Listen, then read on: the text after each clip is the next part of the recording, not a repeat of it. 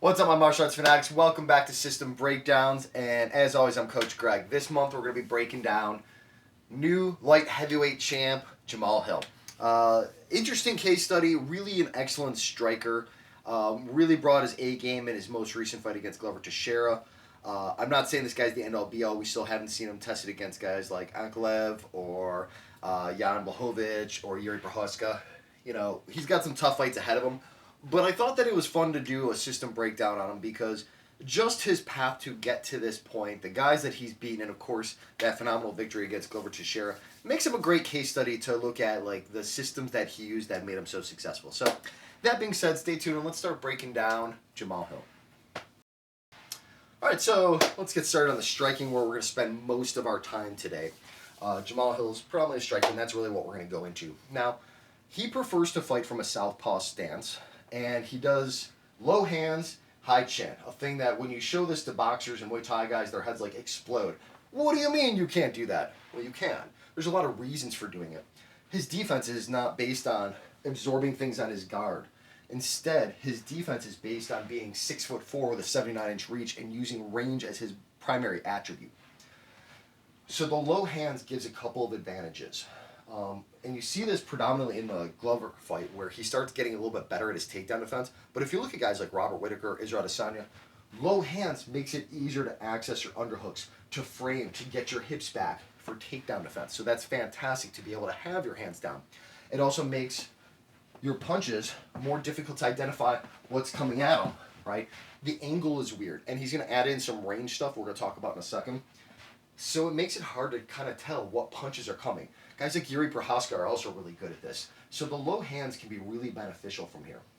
Now the chin, he can have that up because his defense isn't based on the idea of just absorbing stuff, where he wants to just get, you know. So being at high chin gives him an easier access to things like pulls, where he can roll with stuff a little bit more. That's what he's predominantly looking for. So having this tucked chin actually keeps him, it like fights his relaxation. He wants to be relaxed here. When you're here, you're not as relaxed. You tend to be very tense. He doesn't want that. He wants relaxation. So if he does get hit, he can roll with it. And then offensively, it keeps him very loose so that he can more freely strike at weird angles and stuff like that. Now in the Glover fight, he does fight orthodox. And the reason for that is very simple. Glover likes to do a lot of single legs. So from an orthodox to a southpaw, he has easy access to this front leg. Jamahal just took that away. It's just one thing that he did to make Glover's takedowns a little bit more challenging. It's not impossible to get it, but it is a tad bit more challenging than just giving it to you right here. So in the Glover fight, he does fight orthodox, but generally his preference is to fight southpaw because he wants that range. He's also very good at, you know, classic southpaw tactics, where he's going to do a lot of left side body kicks. He's going to work to the outside, throw this leg kick, outside foot position, top hand position, all that stuff. A lot of stuff we've covered in great depth in the Nemean fight system as well, because it's what we use. Now, from right here, a couple of attacks that he likes to go for. His predominant weapon here is the cross. But what's interesting about his cross is he doesn't throw this classic cross that you're used to seeing. It's more similar to what you used to see out of OG Conor McGregor, where he puts his whole body behind it, and more importantly, it's a weird range. So most of the time, if I'm leaning in here, this is about where my range stops. Here he goes way back, and because he springs forward into it and drops his head, and he just goes straight through and penetrates through, he can cover a lot more range. So guys feel like he's outside of range, and he backs up a lot to give that sense, and then he can cover a lot of distance to be able to access that dropping, kind of skipping cross that he likes to throw a lot. And once again, he stays in this outside range. Guys feel like he's too far to get to. He springs forward, catches this long cross. Now, if you'll notice here, there's not a lot of weapons he can throw at me from here. Partially because he's got to be busy defending that cross, but also because of the fact that my head's far to the outside. The only thing they can maybe hit is a lead side uppercut, and it's going to be tough because of the striking diversity to know when that's going to come. Also because his hands are low, and also because they feel like they're out of range. So by the time it comes, he's already on top of him, and in addition to that, he's also setting it up. So it makes it very challenging to catch him when he enters in. From the outside, some other things he likes to throw, a lot of left foot kicks. Body kicks with the front kick, roundhouse kick, and then later on he's going to use that to set up the head kick with the level change. particularly what he likes to do is a chasing roundhouse is what I call it. And I call it that because guys are running away. That is mostly when he likes to go high on it. He did it several times during the Glover fight, and it was probably the most important weapon that he had, where he did the most damage with this. It really rattled Glover, allowing him to really tee off in getting him against the cage. But from the general speaking, he's going to be out here and he's going to do some stuff to set up that big cross. You know, he's going to go jab to a cross. Once again, the jab might come up a little bit short so that guys feel like he can't reach the cross. Okay? He might also throw some lead side hooks to mix it up. But all this striking diversity going to the body is going to be really helpful so that when he does throw the cross, their hands are starting to drop. He's creating the dilemma principle where they're kind of darn if they do, darn if they don't. Their guard can't be everywhere. So if they start guarding up high, no problem. He starts tagging them low. They start dropping their hands to protect that, no problem. He goes to that big cross of his, right? He might even set it up with a jab cross first. But that's when he starts doing damage with his head, hands to the head, and then the rest of the time he comes here. He might also mix up some other stuff. If guys start defending high a lot, he sometimes like to throw like a jab to the body and stuff like that as well. But this is what I'm saying, a lot of level change, a lot of working to the outside position, hitting leg kicks, a lot of top hand position, and range control. That's the majority of his striking. Now, since we talked about the chasing roundhouse, let's go ahead and finish on that thought. A common tactic for a lot of guys, particularly when you deal with kicking or if you get rocked, is to back up. Okay? Very common in MMA. Why stay in the pocket if you're getting clipped, right? So if the kick's coming, you don't like it, you back up. If a punch hits you in the head, you go, okay, I don't like it. Most of the time, his exchanges end with guys backing up a little bit. More often, what you see is a tendency out of fighters to go to their right when they back off. Why? Because most fighters are used to fighting other orthodox fighters. So in order to avoid eating my opponent's right hand, I go to my right. Okay? From a southpaw, they go into his danger now. And what happens is he spends all this time working this leg kick or the body kick, coming in here, working this kind of stuff. And so what happens is that when they back off, what are they expecting? They're expecting the body kick. And so as he sees them backing off, he starts coming in here and he switches it to the head. Their habit is to drop their elbow to defend it. Now in Glover's case, he managed to get his hand up in time and it went right through it. And this is what happens. Even if you get your hand back up, by the time you realize it, it's too late. You start to defend low and then you come back up and it's already too late. You need to be up here and moving away from the kick, not moving into the kick with your elbow down. And that's what happens in the Glover fight. He hits him like 3 times in a row with this because he catches him.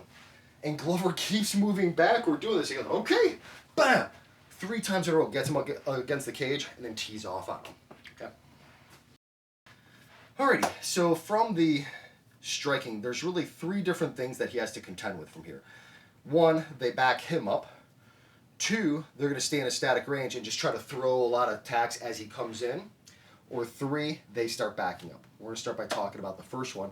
If they start trying to walk him down, no problem. He's got a great retreating game because he's already an outside range fighter. So the first thing he's going to do is start picking him apart with these body kicks, particularly the front kick. He's going to let him keep walking in this front kick as he walks backward. See the same tactic out of guys like Sugar Sean O'Malley, who, as they walk forward, he catches the front kicks. Not only does this drop their hands, but it's a nice way to keep them at bay and just start landing some shots on their body. Then what he's looking for, and his primary defensive tactic, we already talked about, is not to just absorb and slip and stuff like that. He's a range fighter. So what does he use? He uses a range defense with a big pull into a counter punch. So he moves back, he hits this, he waits for them to commit, pulls, and he throws hard. They have to commit because he's already at such an outside range. You can't just get him with a quick jab. You've got to commit to this attack. And when you do, he comes back hard. Pull to a hard jab cross or a hard cross. Then from here, he also has some other attacks that he likes to do a lot. One is if you start to try to come just with an aggressive punch to get to him this way, he does similar to what Wonder Boy does, where he come over the top here, and he just does this. He comes over the top, drops his head. Once again, rolling with these techniques. His backward movement allows things to glance off him. Even if they do connect, they're not really doing any damage. Whereas what he's landing is going to be hard. Okay. What he's doing as you come in with the punch, his you will roll off of him, but then you're going to catch a hard shot back. The third thing that he likes to do a lot is he moves back, sudden directional change into a knee to the body. He's had a lot of success with this. He backs up, he's catching this stuff, backs up, directional change, comes back forward. And what's great about this is as you're moving forward and his force meets you, you're going to get double the impact on all of these. So that's going to be the first section. The second thing that he's going to contend with is when he moves in, he starts throwing these punches, and what do guys do? They go, okay, I'm going to catch him with these heavy shots as he moves in. If they just try to throw one off, whatever, he's going to be clear. He's not in a lot of danger. He's mostly concerned of when guys try to throw a lot at him. And when that happens, no problem. He's going to get inside position, drop his hands high on the inside, and then he's looking for clinches. He might come over the top here. He might just come inside here. But what he's predominantly looking for is some sort of a collar tie, which he can use to transition to a plum clinch.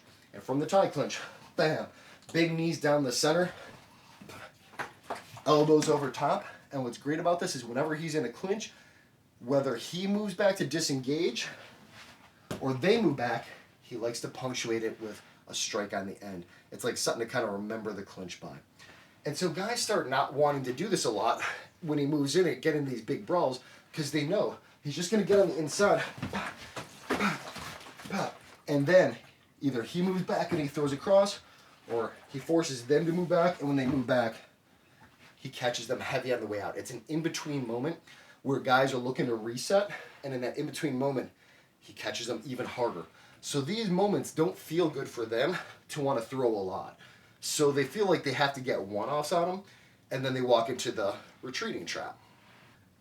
The third section for his, I guess, contingencies is the best way to put it, is when guys start moving back. Very common habit when he throws stuff for guys to move back. We already talked about he has this chasing roundhouse kick that he likes to throw. But what we're specifically talking about is when guys move back to the cage. This is great. Once he gets kind of a taste of blood, man, he likes to stay on top of him. Then he starts throwing real heavy. And he doesn't quite go to the same point of like Justin Gaethje, who will sometimes go as far as the post here. And this is a great tactic here. Instead, what he'll do is he'll start throwing jabs here or hooks to keep them in place so that they don't run away. And then it's 4-punch combinations. Feel it out with some jabs, switching it up, and start landing heavy. This is his opportunity to really go hard. Because most guys, once he's clipped them, and especially if they move back to the cage, they're doing this a lot. And the great thing about the way that he punches is when he throws this cross, it's so heavy that he hits so hard that he has these moments open up. Because guys get injured when he clips them, and then it's...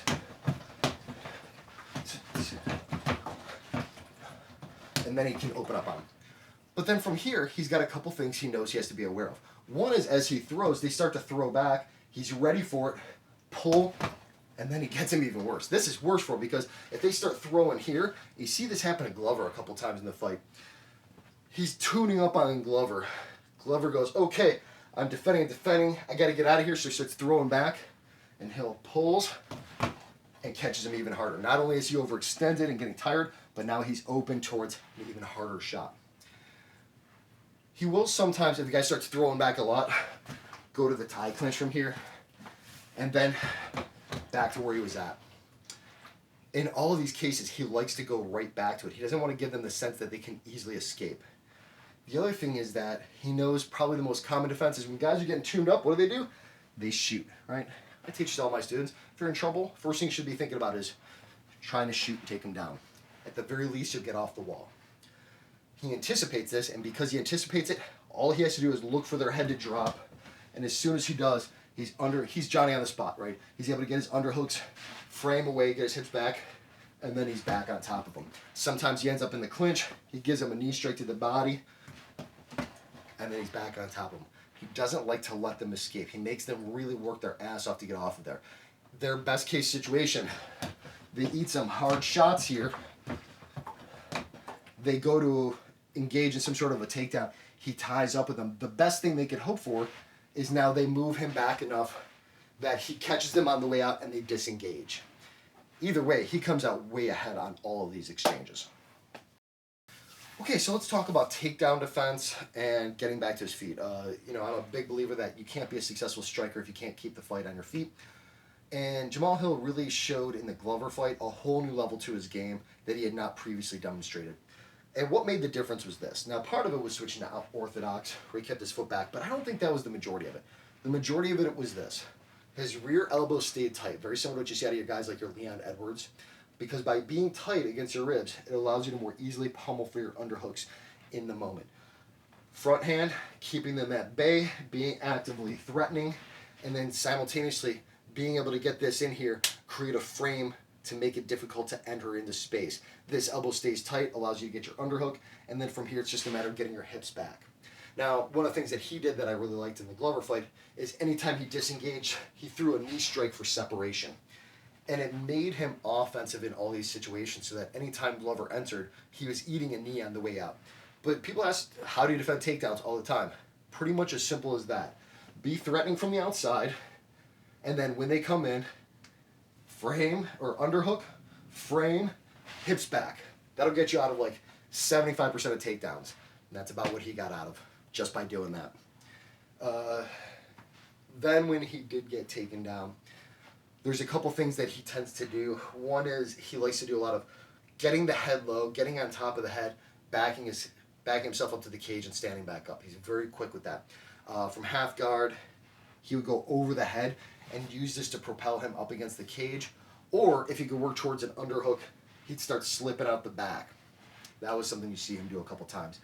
And that's always successful strategies. Once again, having solutions when you get taken down, getting back to your feet.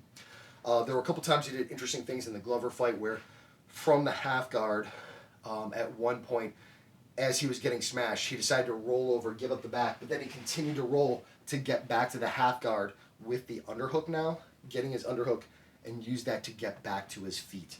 Once again, got to his clinch, threw something, disengage, strike on the way out. From bottom mount, I don't want to spend a lot of time on this because I don't know how much of this was just he trained for this position and it's a one-time thing, or if you're going to see it all the time. But he did do a good job from the bottom mount, slipping out the backside. Now, he's a brown belt in jiu-jitsu, and based on that fight, it looks like probably a legitimate one. So I would say that, you know, he's definitely demonstrated he does have the ability to get back to the feet and keep the fight standing. And if you can do that, you don't have to have an elaborate jiu-jitsu game. If you have an elaborate striking game and you're able to keep the fight standing, that's really all you need. And it's worked really well for guys like Israel Adesanya, who most of his career has defended some of the best wrestlers out there by just low hands, underhook, frame, defend, and then having some solutions for specific scenarios. You know, you can still limp leg, wizard, and stuff like that out of there. But most of it was just hips back, getting the underhooks. As simple as that. When you get backed up, head down, back to the cage, back up. And he's able to successfully do that. And that is a successful strategy in its own. Anyway, I hope you guys enjoyed this breakdown of Jamahal Hill. Make sure you watch my other breakdowns and share, subscribe, all that fun stuff.